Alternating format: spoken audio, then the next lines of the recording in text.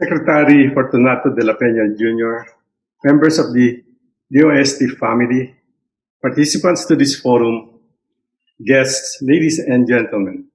This morning, I'll present to you the gaps on rural water supply technologies here in the Philippines. In 2015, based on the Philippine Water Supply and Sanitation Master Plan, water supply coverage in the Philippines is such that 87.2% of the population get their water from safe sources. 12.8% gets water from unsafe sources. However, these figures do not tell you about the quality of water, reliability, as well as access. Sanitation coverage, on the other hand, we have 74% of the population having safely managed toilets. 20% have limited sanitation with shared toilets, 2% with unimproved sanitation using pit latrines, for example, and 4% have no access at all. Septage management is such that 17.7% of the population in the whole country is covered with septage management programs. However, it's only 3% outside of the Metro Manila. Again, you also have the case of disparities between urban and rural water supplies. Most pipe systems cover town centers and adjoining barangays and puroks, with 20 to 25% of the population resides. Beyond the town centers are mostly rural areas, covered by point sources, wells and springs, and small pipe systems, which we call level 2 and level 3. There are problems in remote rural areas, especially in the mountain areas and isolated island communities from the mainland. And these problems are source and water quality problems. That's the case of isolated small islands. Here, sources are limited. Yes, you have rainfall, but it's a question of whether it's available throughout the year. Groundwater without large recharge areas would be limited to freshwater lenses. And if you try to dig a well, you'll find out you'll have brackish water. Of course, seawater abounds around. However, how about the cost of treatment and the energy source in these remote areas? In the isolated mountain communities, however, source location is paramount. The source could be far from the communities.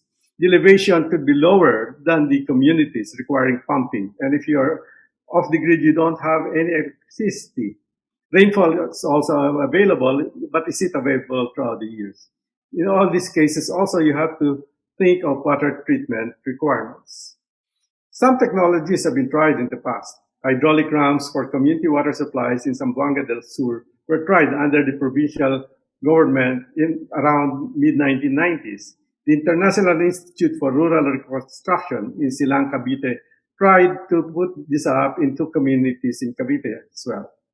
Rain collectors in Sulu, Basilan, and Tawi-Tawi were funded by UNICEF through Tulungan sa Tubigan Foundation in the late 1980s.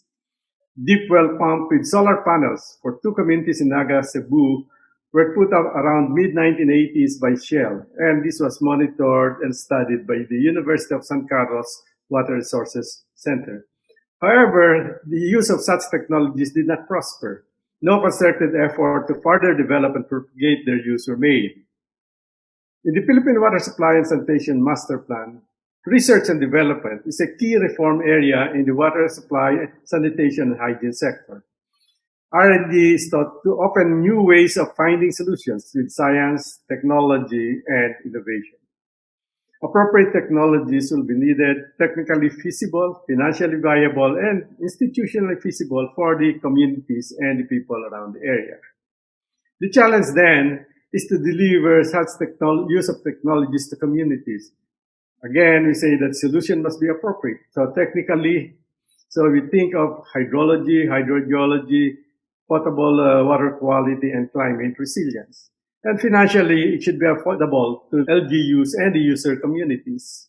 Institutionally, could be operated and managed at the community level. So from pilot projects, this will be evaluated, then demonstrated to a bigger number of communities, and finally replicated throughout the regions in the country in partnership with the WAS sector, LGU, local institutions, and communities. Thank you.